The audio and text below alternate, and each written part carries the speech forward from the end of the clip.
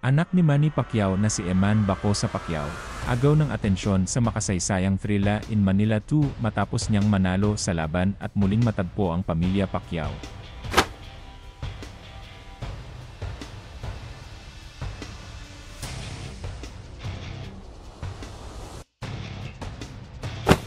Sa ginanap na event sa Araneta Coliseum noong October 29, 2025, nakita si Eman kasama ang kanyang ama na si Manny at ang asawa nitong si Jinky Pacquiao, isang bihirang tagpong nagpasaya at nagpaiyak sa mga nanood.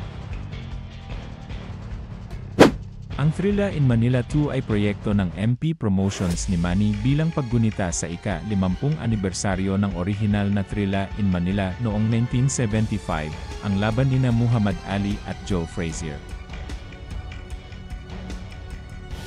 Pero ngayong taon, hindi si Manny ang bida, kundi ang anak niyang si Eman, na nagpakitang gilas sa loob ng ring at pinatunayan na taglay niya ang dugo ng isang tunay na Pacquiao.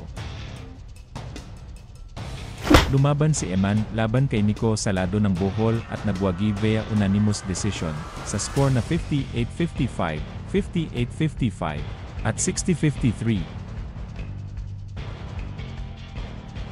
Ipinamalas niya ang kombinasyon ng bilis, disiplina, at lakas na nagpapaalala sa prime days ng kanyang ama.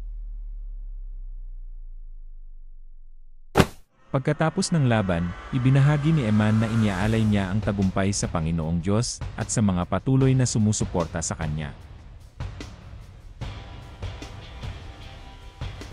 Ayon sa kanya, tiwala lang siya sa plano ng Diyos at sa payo ng kanyang coach na huwag magpadala sa gigil dahil darating din ang knockout sa tamang panahon.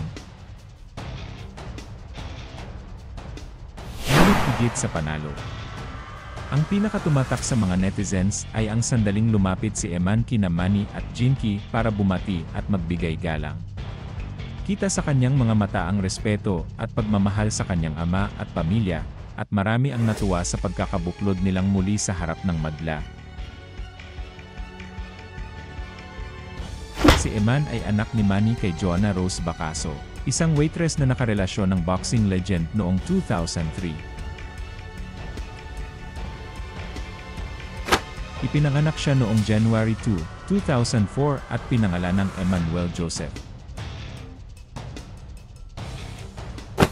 Ayon sa mga ulat, tanggap ni Jinky si Eman at siya pa raw mismo ang nag-udyok kay Manny na suportahan ito.